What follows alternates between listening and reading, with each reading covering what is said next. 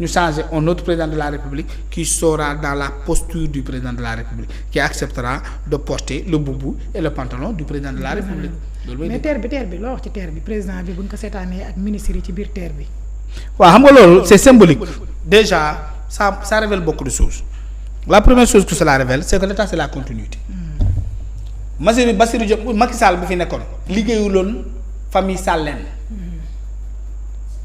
liggéeyalul pël yi comme ñoom ni ñu koy waxee dynastie Faye Sall que Macky Sall n'avait pas travaillé pour la dynastie Faye Sall que Macky Sall travaillait pour le peuple sénégalais gis nga la terre yow mi toogoon fii naan dañ ko yàq baaxul du investissement bu fiable direction bi distance bi dafa gàtt amul njëriñ mënoon na dem ba Thiès mënoon na dem ba Mbour mënoon na dem ba Touba mënoon na dem ba Kaolack yaa ko doon wax match bi wane na le tu n'avais pas raison parce que tout simplement si Bassirou Diomaye Faye avait pris la route du mën a yegg Grand Dakar du mën a yegg ci terrain bi ndax embouteillage bu bari s'il y avait pas le terre hélicoptère lay jël wala mu bloqué ñëpp pendant 4 heures de temps ba moom mu yegg président de la République sénégalaise mën a teguwaat ci tali bi c'est parce que y a eu le terre qu'il a épargné les autres l'embouteillage.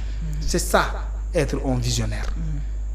C'est parce que tout simplement il y a le stade que le président Macky Sall a mis le terre. Parce que sans le terre, le stade ne serait pas une performance. Parce que c'est un stade isolé. Fu mu nekk dafa sori. yaa ngi dégg. kon déjà ñoom le fait que président emprunté ko parce que da doon daw embouteillage loolu moo ko fa dugal de. du tourisme de embouteillage bi la doon daw. waaw bu duggoon ci autoroute bi moom du bañ a nekk ci embouteillage mais dafay créer embouteillage.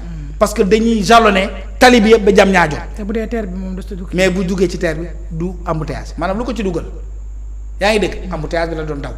da doon bañ a fàtt tali bi. bloquer circulation bi mu jaar dans le terre kon li nga xam ne weddi woon nañ ko démb yàlla du nit yàlla du nit. non yàlla rek moo ay jël na terre boobu dem fa te bu mu fa demee dugg na ci vague di nuyu nit ñi. climatisation bi mu ngi ko doon jàmb bu baax a baax. xam na le terre là il est climatisé. kon milliards yooyu ñu doon critiquer sentir nañu ko. parce que ñoom dañoo jàppoon ne terre mooy wagon boobu nekk fii. alors que y avait pas que ça. terre bi c'est un système de communication performant maanaam entre les pilotes du terre. ñu koy dawal chauffeurs yi. y a une communication à temps réel pour ñu bañ a daje collision bañ a am mais internet connexion bi.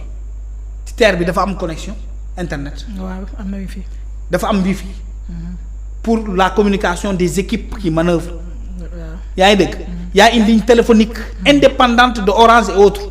mooy loolu ñu tolkiwol ki boobu ñuy jël di communiquer seen biir. cette ligne là elle est indépendante de Orange parce que Orange mën na am problème connexion. mën na am problème réseau. musiba am fii. loolu ci milliards yooyu ñu doon critiquer foofu la jógee. mais terre bi système de recharge électrique la. muy daw fil bi di frotter. muy koy chargé waale en même temps. ci courant lay daw. maanaam gis nga fil boobu am na benn bant bi ngay gis ci kaw. mooy recharger les batteries du terre.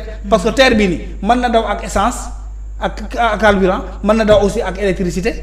mais loolu ci milliards yi la dugg. yaa ngi dégg. raay bi wagon bi mais aussi les différentes gares loolu yëpp ci milliards yi la dugg.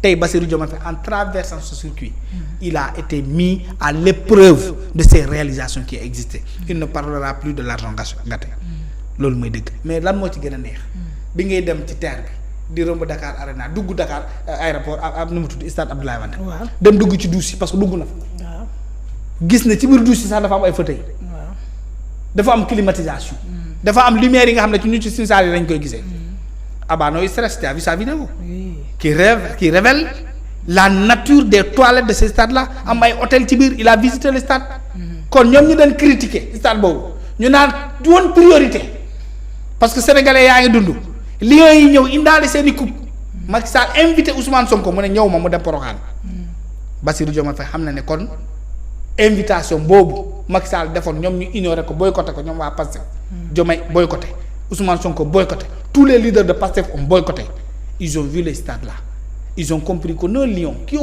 sont revenus avec une coupe d'Afrique méritent ce stade là yàlla du nit. yàlla du nit il te met à l'épreuve du temps parce que tout simplement c'est le temps qui a raison c'est le temps qui dit la vérité et il le dit à ceux qui existent qui vivent et qui sont dans l'action Bassirou Diomaye Faye yàlla dafa mettre dans l'action pour mu gis les réalisations du président Abdoulaye Wade. yemul foofu nag nga dem toog espace présidentiel. toog foo xam ne benn picc du la jege. climatisé fu mu toogoon président Bassirou Diomaye Faye c'était climatisé. ci stade bi clim bi di jóge ci suuf parce que warul tàng loolu Macky Sall moo ko def te pourtant gisoo ko muy ëpp de stade ba gis nga ñu bëri ñuy def nii. dañuy verre yaa ngi ko yaa ngi dégg mais moom fu mu toogoon c'est climatisé climatisation souterraine maanaam dafa nekk c'est conçu dans le système. mu toog parce que c'est la loge présidentielle nga xam ne kon stade bi même bu ñu ci desoon 250 milliards jar na ko. quand tu entres dans ces stades là. qui te dit que tu es en Afrique doo ko gëm. ndax dugg naa fa duggaan naa fa. waaw moom mi dugg naa fa. tu te perds. yëpp qualité la mais tu te perds. donc ça c'est révélateur maintenant l'autre jàngat bu ñu ci war a def. est-ce que Bassirou Diomaye Faye en président de la République xale xam nga ñoom la ñuy wax ñoom Yankoba yi. ñoom Badji loolu ngay dégg président xale. président gone est-ce que xale bi. nee nañ Macky Sall mënul sol mënul sol waaye mais au moins mën na construire stade. est-ce que ñoom ñi nga xam ne ñoo ngi ne président xale.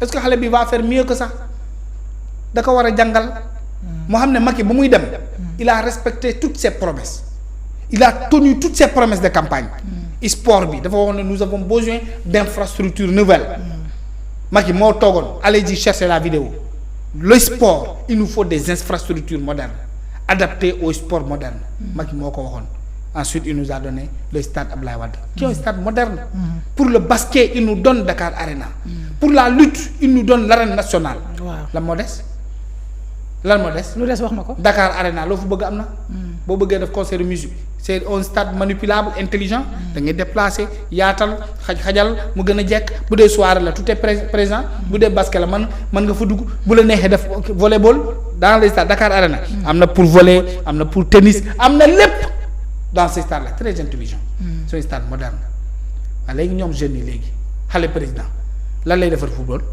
ça devait l'inspirer dans le discours du président quand il est allé rencontrer les lions ce que Bassirou devait dire dans son discours 45 fautes en 2 minutes 45 fautes en 2 minutes mais 2500 fautes en 2 minutes man j'aurais aimé entendre le président Bassirou Diomaye Faye ne vous avez une infrastructure moderne mais on doit travailler à organiser la Coupe d'Afrique au Sénégal. Et pour ce, vous aurez un stade à Mbour, vous aurez un stade à Kolda, vous aurez un stade à Ziguinchor, vous aurez un autre stade à Saint-Louis. Mais quand des pays en ruine, non, mais amul benn ruine, dëkk bi nekkul en ruine pour se dire la vérité. dañoo bari xaalis 204 millions. 2 milliards la ñuy jox président de la République pour l'année 2026. Pays en ruine mën na loolu. C'est de la volonté. Il fallait le dire à ces lions-là, vous méritez mieux. Vous méritez mieux que ces stades. Nous allons faire mieux que ces stades, Inch'Allah Rabbi. Mais il n'a même pas parlé d'infrastructures sportives. Oui, c'est un bon parcours, félicitations, on vous attend loin, ainsi de suite. Non, il nous faut organiser une Coupe d'Afrique. Macky Sall, avant de partir, il a rénové le stade international Léopold Sédar Senghor, Amitié, de faire comme moderne, ces stades-là. Et FIFA, on aura 2 infrastructures sportives, on n'a rien à envier aux autres pays du monde en termes de qualité des infrastructures sportives. C'est parce que tout le monde sait que war nañu am au minimum 3 autres stades pour que ñu mën a dem di envisager mën a organiser coupe du monde comme l'Afrique du Sud l'avait fait en 2010. waaw foofu la ñuy xaaree président mais ñëw sol son maillot boobu discours boobu nga xam ne chaque phrase c'est une faute soit elle passe soit elle est corrigée dans l'immédiat ce n'est pas cela que nous attendions de président Bassirou Diomaye. bu ñu jógee ci président Bassirou Diomaye Faye nag dinañ dugg ci li nga xam ne moom mooy assemblée démb la fa xew après Lat Diop Farba Ngom Tahirou Sarr Mansour Faye